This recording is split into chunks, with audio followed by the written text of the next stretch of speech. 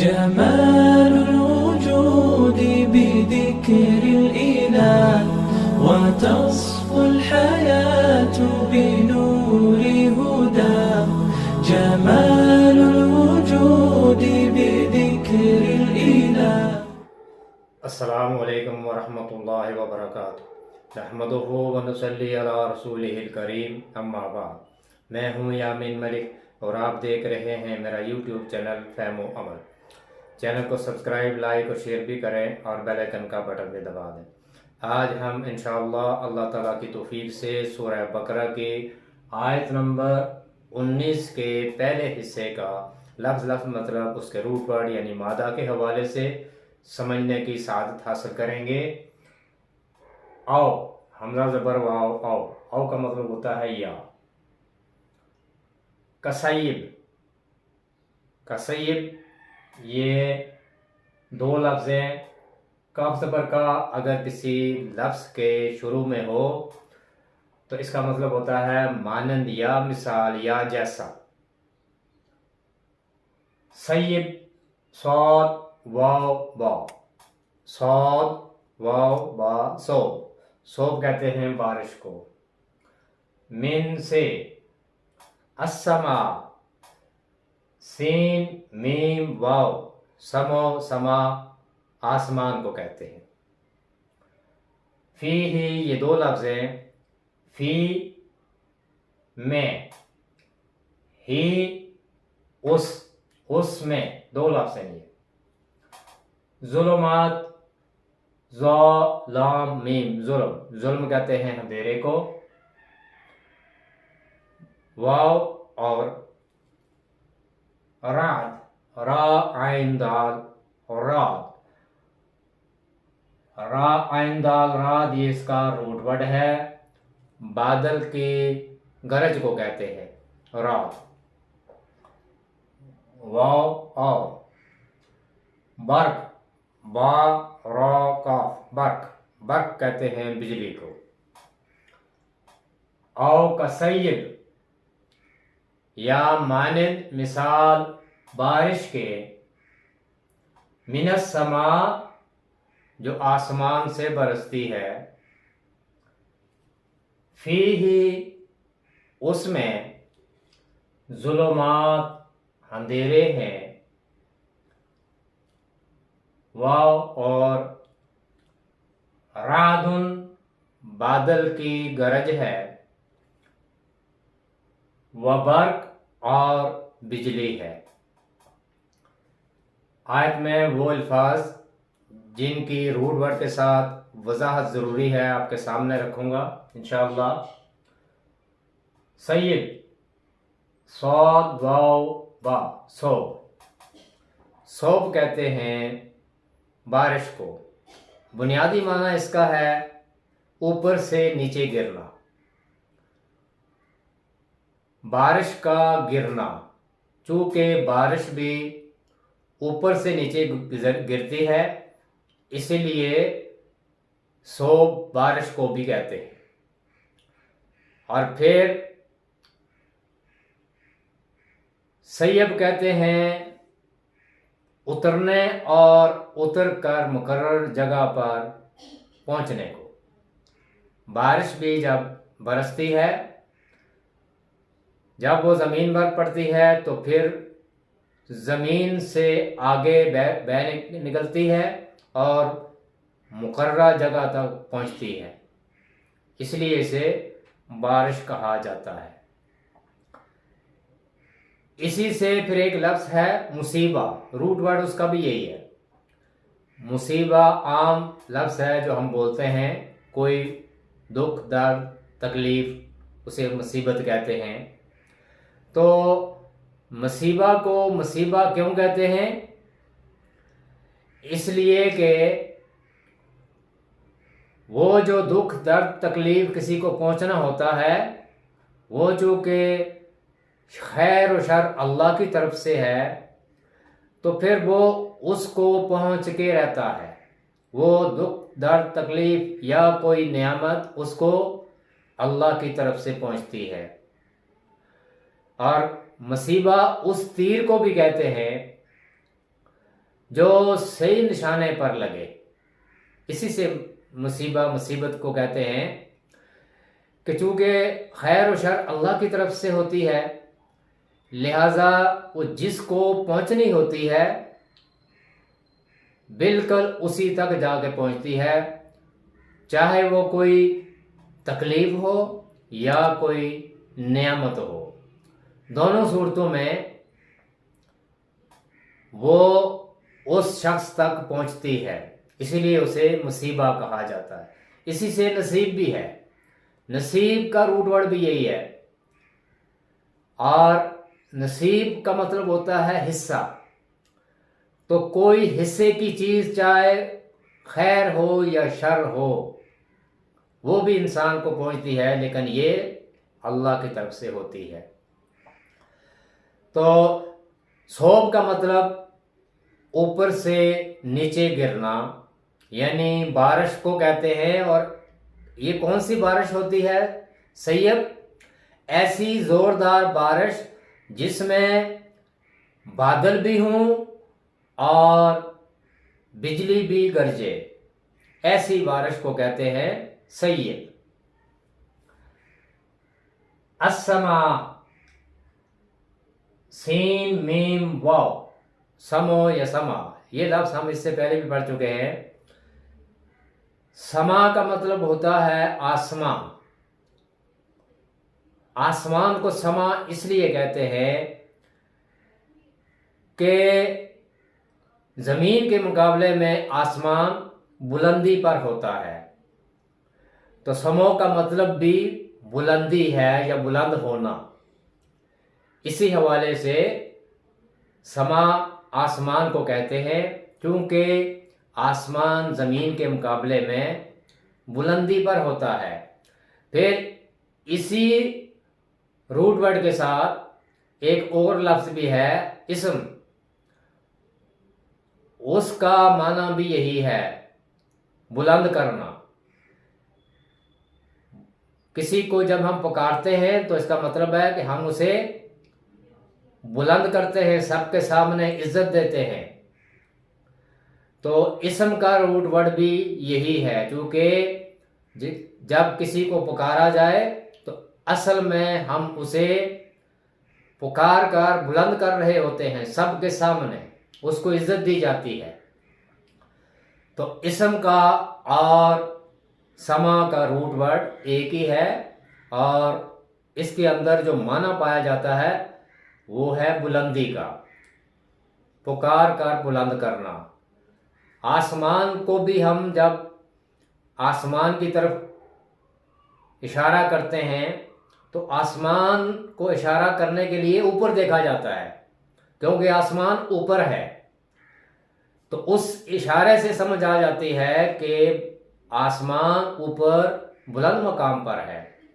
اور یہ جو بارش ہے، بارش کو سیب اس لیے کہتے ہیں کہ چونکہ وہ اوپر سے برستی ہے، آسمان سے برستی ہے. تو آسمان سے نہیں برس رہی ہوتی، اصل میں بلندی سے برس رہی ہوتی ہے. بادل جو ہوتے ہیں وہ کہیں آسمان پہ نہیں ہوتے، بلکہ وہ بلندی پر ہوتے ہیں.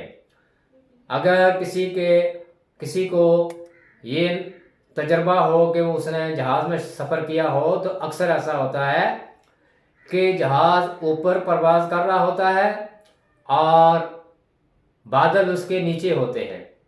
تو بادل جو ہوتے ہیں یہ آسمان پر نہیں ہوتے بلکہ بلندی پر ہوتے ہیں. اگلا لفظ ہے ظلمات. یہ لفظ بھی ہم اس سے پہلے پڑھ چکے ہیں. ذا لام میم، ظلم. ظلمات کی جمع ہے ظلم، اندھیرے کو کہتے ہیں. اور اس کا جو بنیادی معنی میں نے آپ کو اس سے پہلے بھی بتایا تھا کہ چیز کو اپنی جگہ پر نہ رکھنا، یعنی کسی چیز کا حق ادا نہ کرنا، حد سے تجاوز کرنا. اور حقوق دو طرح کے ہیں، ایک ہے حقوق اللہ اور ایک حقوق العباد. اور اگر ان دونوں میں حق ادا نہ کیا جائے تو اس کو ظلم کہا جاتا ہے. اللہ کا حق یہ ہے کہ اس کے احکامات مانے جائیں، ان پر عمل کیا جائے، اور بندوں کے حقوق یہ ہے کہ ان کے پورے پورے واجبات ادا کیے جائیں، ان کا حق دیا جائے جو حق ان کا ہے۔ تو حقوق اللہ اور حقوق العباد، ان دونوں میں کمی یہ ظلم ہے۔ اور سب سے بڑا ظلم یہ بھی ہے کہ انسان اپنی ذات پر ظلم کرے، اور انسان کا اپنی ذات پر ظلم یہ ہے کہ چونکہ اللہ تعالیٰ نے انسان کو اپنی عبادت کے لیے پیدا کیا ہے، وَمَا خَلَقْتُ الْجِنَّ وَالْإِنسَ إِلَّا لِيَعْبُدُونَ، ہم نے جن و انس کو صرف اس لیے پیدا کیا ہے کہ وہ میری عبادت کریں۔ تو اللہ کی عبادت یہ ہے کہ اللہ تعالیٰ کے احکامات کو ماننا، یہ عبادت ہے۔ یہ عبادت نہیں کہ آپ تسبیح اور ٹوپی پہن کے مسلح پہ بیٹھ جائیں۔ مومن کی پوری زندگی عبادت ہے اگر وہ قرآن و سنت کے مطابق گزرے۔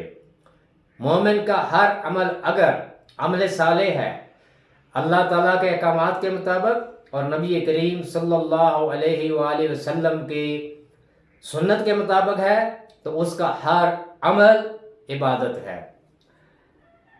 رعد، را عین دال، رعد، رعد کہتے ہیں بادل کی گرج کو۔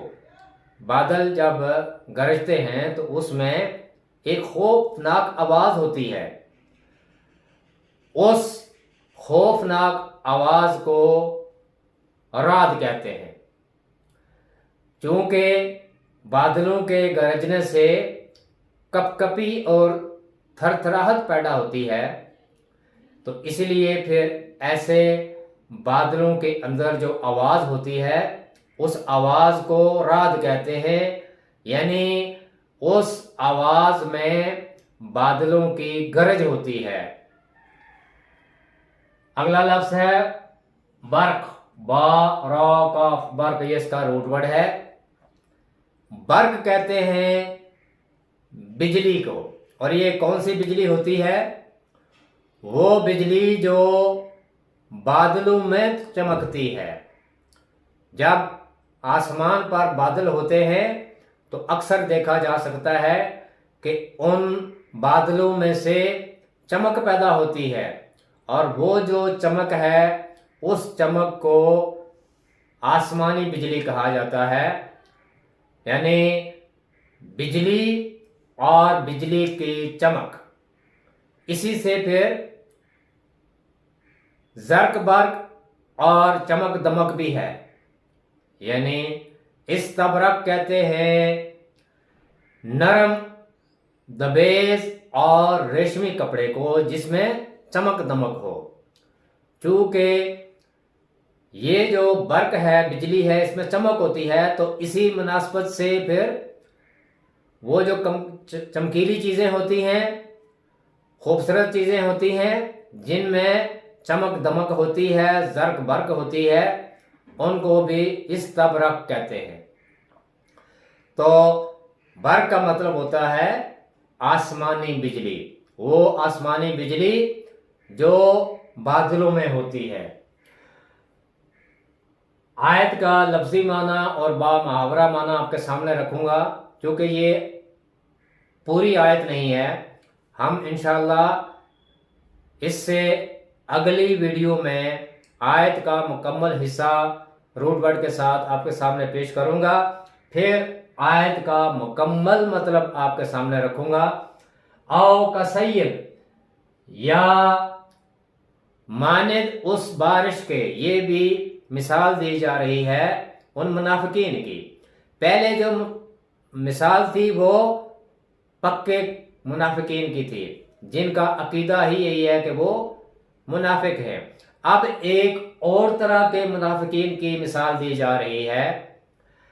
او کسیب، یا ان منافقین کی مثال ایسے ہی ہے جیسے بارش، زور کی بارش، من السماء، جو آسمان سے برستی ہے۔